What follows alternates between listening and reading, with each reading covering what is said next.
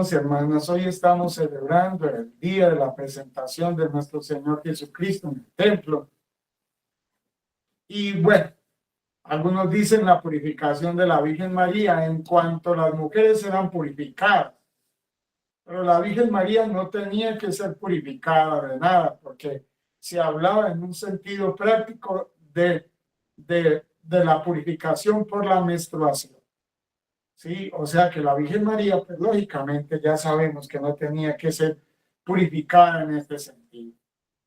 Pero la presentación del niño Dios en el templo, que es uno de los misterios del Rosario, sí tenemos que pensar en esto. Es decir, Jesús nace en una cultura, nace con unos padres judíos y nace con unas tradiciones judías. Y esas tradiciones las guarda, porque pues no van en contra de su naturaleza, ni implican nada malo, ni dicen nada malo. Lo único que no puede hacer Jesús es pecar, porque en Dios no puede existir de ninguna manera el pecado.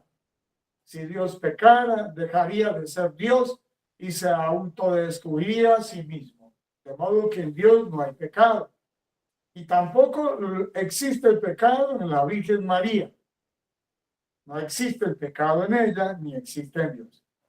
Si pensáramos que en la Virgen María existiera el pecado, pues también diríamos que Jesús estaría manchado por la mancha del pecado, y esto tampoco es posible. La tradición nos cuenta que las personas pobres tenían que ofrecer 2 pichones. Los ricos ofrecían un corderito cuando nacía el niño, ¿sí? Como ofrenda al alto de los altos, al santo de los santos. Y entonces, ¿qué ofrecen la Virgen María y San José? 2 pichoncitos. Por eso esos 2 pichones, o esas 2 tórtolas de palomos, o esos 2 pichones, se representan en los altares, en los manteles y en todo esto, ¿sí? Para representar la bendición y la gracia de Dios, y que las personas son generosas. Gracias porque nos has concedido un hijo. Y entonces venimos a traerte la ofrenda de habernos concedido un hijo, le dicen a Dios. Los ricos deben presentar un cordero, y los pobres deben presentar 2 pichones. Gracias por habernos concedido un hijo. Es lo que se va a decir en el templo. Y en el templo se presenta la humanidad de Jesús. Jesús es Dios, y ese niño que están presentando es el niño Dios, pero está encarnado Dios en un cuerpo humano, y es un verdadero hombre el que están presentando en el templo, aunque es verdadero Dios también. O sea, es verdadero hombre y verdadero Dios. Y entonces en el templo, con la entrada del Dios hombre, se santifica el templo. Y ese templo significa que es santificado por la humanidad de nuestro Señor Jesucristo y por su divinidad, la trascendencia que hay ahí. De modo que el templo de Jerusalén, que ya estaba construido y que en ese momento no había sido destruido, es el templo de Jerusalén donde debe morar Dios, donde se entroniza Dios. Pero ya sabemos lo que pasa. ¿Por qué el templo debe ser destruido? Porque del templo que debe brotar la sabiduría, del templo que es el asiento de Dios, del templo donde está el Santo Santorum, donde está el arca de la alianza, donde está el vaso del maná y donde está la vara del sacerdote Aarón, del templo donde se enseña la ley, del templo donde solamente se pueden hacer cosas santas, se ha convertido en una cueva y en una casa de ladrones. La cueva y la casa de ladrones Jesús la pone en el Evangelio cuando volca las mesas de los vendedores y de los cambistas en el templo, y han convertido esto en un mero negocio humano. De modo que el templo se ha convertido en privilegios para algunos que viven del templo, comen del templo, viven del templo, se nutren del templo y se han vuelto hipócritas porque cargan la ley del templo para los demás, pero los que administran el templo no cargan la ley. ¿Sí? Que los otros la carguen, pero yo no cargo la ley. Y el Señor les dice: hipócritas, fariseos, escribas de la ley, ponéis fardos pesados a los demás y vosotros no sois capaces de moverlo con un dedo. Entonces, ese templo que Dios lo purifica, que hace referencia al templo de cada uno de nosotros, que debe ser purificado por Dios, y hace referencia a todos los templos católicos que deben de vivir en el mundo a imagen de ese templo y de ese primer templo que se construyó. Sí, ese templo ha sido profanado, ha sido ensuciado, y ese templo lo han convertido más bien en un negocio humano que en un negocio divino. Y Jesús volca las mesas, tira las monedas por el piso y quiebra todo. Y le preguntan: ¿con qué autoridad hacéis esto? Y el Señor hace referencia a su propio cuerpo. Sí, el cuerpo que fue presentado en el templo fue santificado en el templo. O sea, no es que Él sea santificado, al contrario, Él santifica el templo con su presencia. Después de que es santificado, Él mismo purifica el templo con su presencia. Y ya después del mismo templo sale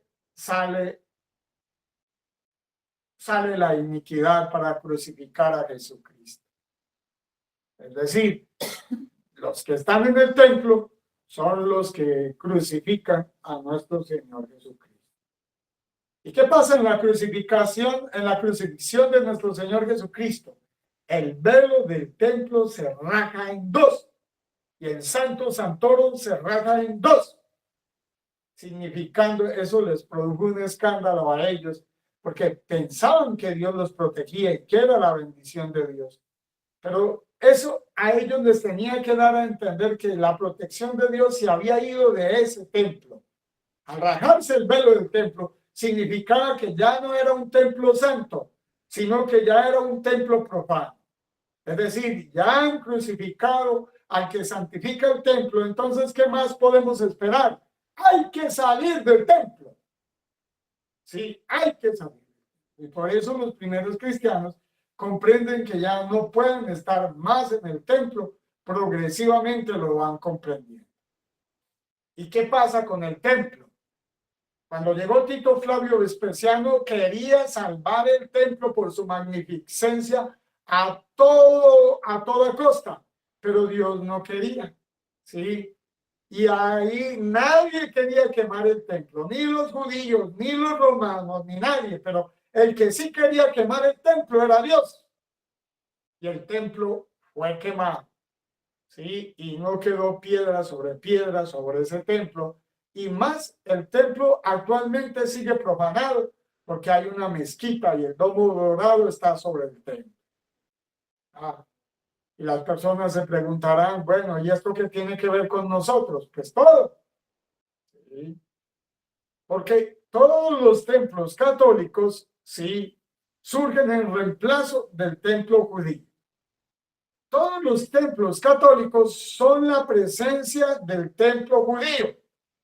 Sí, el lugar donde Dios reside, el lugar donde Dios gobierna y el lugar donde Dios debe santificar. De manera que las personas entran al templo a santificarse y el templo no es convertido en una guarida de ladrones. Entonces hoy han convertido el templo en una guarida de ladrones, con malas modas, con desfiles de toda clase, con ruidos, con malas vestiduras, con profanaciones de la Eucaristía, con falta de oración y devoción en las celebraciones, con murmullo, con desacralización de los templos. Entonces, al desacralizarse los templos, se ha perdido la santidad. El mundo se metió en el templo y lo profana. Y no es que las personas vengan del mundo a entrar al templo a santificarse. Ya no entran al templo a santificarse. Y entonces lo profanan. Y como se quita la autoridad del templo, y entonces la autoridad del templo es Jesús. Y es quitado del templo. Entonces, ¿cuál es la autoridad del templo de nosotros? Pues el Papa. El Papa representa a Jesús en todos los templos. Como la autoridad del Papa ha sido quitada de todos los templos, pues el templo termina convirtiéndose en una profanación y en una guarida de ladrones. ¿Sí? Y al templo convertirse en una guarida de ladrones, pues se hacen obras humanas, se buscan obras humanas y se hacen negocios humanos. ¿Qué se comercia ahí? Con pichones y con corderos. Sí, que es lo que hoy la Virgen María y San José vienen a presentar al templo como primicia de una familia santa. Sí, que va al templo a presentar lo que debe presentar.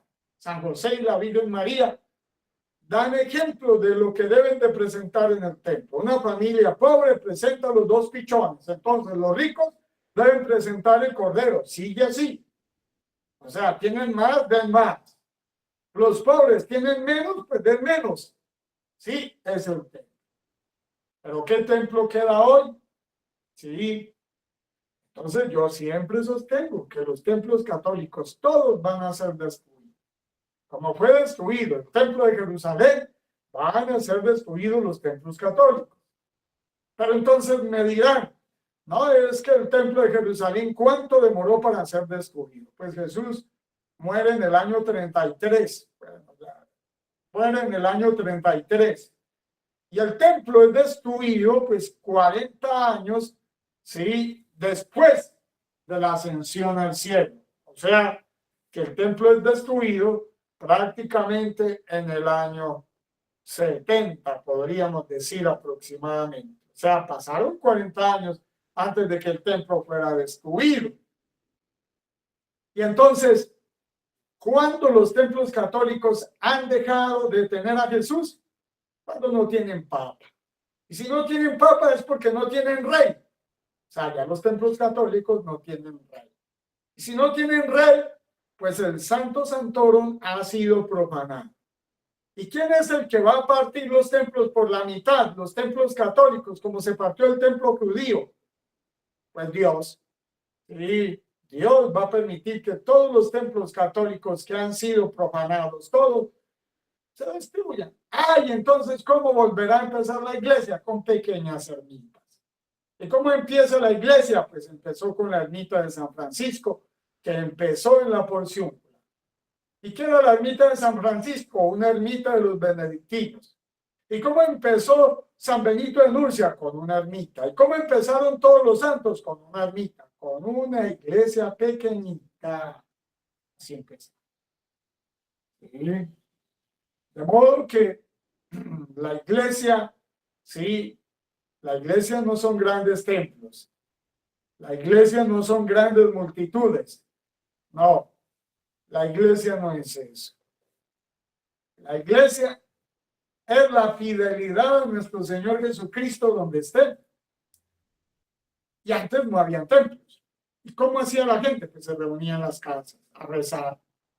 Y celebraban la Eucaristía, porque eso se empezó a celebrar desde el principio. La Santa Eucaristía empezó a celebrarse desde el principio en las casas. Y los que asistían no eran muchos, eran 3, 4, 5, 6.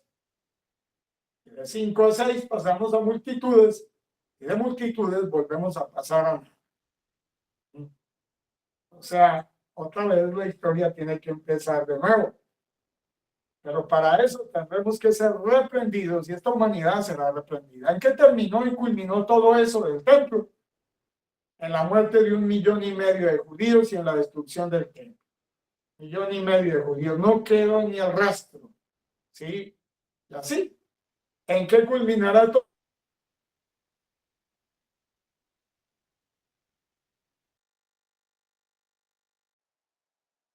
El castigo no viene, Dios es un mentiroso. Así hay que tomar.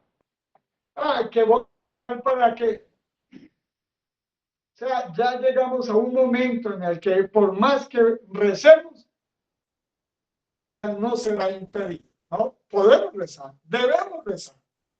Y tenemos el derecho a rezar, ¿sí? Y pedirle, pero entonces hay que rezar como nos pide la Sagrada Escritura. ¿Hasta cuándo, Señor, permitirás esta afrenta? No podemos decirle al Señor que no nos castigue. ¿Quiénes somos nosotros para decirle a Dios que no nos castigue? No. Tenemos que decirle al Señor, ¿hasta cuándo, Señor, será esta afrenta? ¿Hasta cuándo permitirás que tus enemigos se burlen de ti? Gálatas 5, de Dios nadie se burla. ¿Hasta cuándo permitirás esta afrenta sobre la humanidad, sobre la iglesia y sobre nosotros?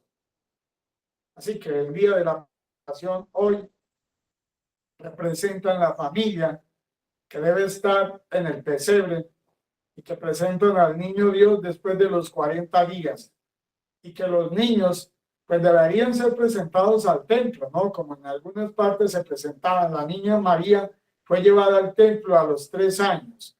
Sí, por eso en algunas partes se presentan los niños al templo a los 3 años. Es recordar hoy que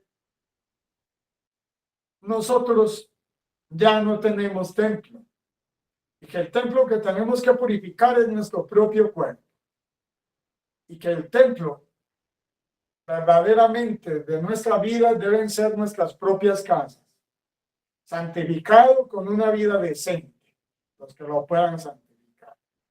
Nuestras casas no es un lugar de nada mal. Es decir, los vicios del mundo no se pueden entrar a mi casa, profanar mi casa. Cama de los esposos es el altar de la casa. Sí, es el lugar sagrado de la casa. Los altares a la Virgen María o al Señor o donde reciben la Santa Eucaristía y donde rezan, es el lugar del encuentro con el Señor y es el lugar santo de los santos. Ahí pues, como símbolo deben de estar los 2 pichoncitos ofrecidos a nuestro Padre Dios. Porque el que es rico y se siente rico y sabe que Dios le ha dado mucho, pone un cordero, porque delante de Dios no se puede mentir. Y el que es pobre, en una canastita, y así es que se siente pobre y ve que es pobre, en una canastita, pone sus 2 pichones ahí en el lugar de oración. Gloria a Patria, Figlio, ed Spiritu Santo, sicut erat in principio et nunc et semper et in saecula saeculorum.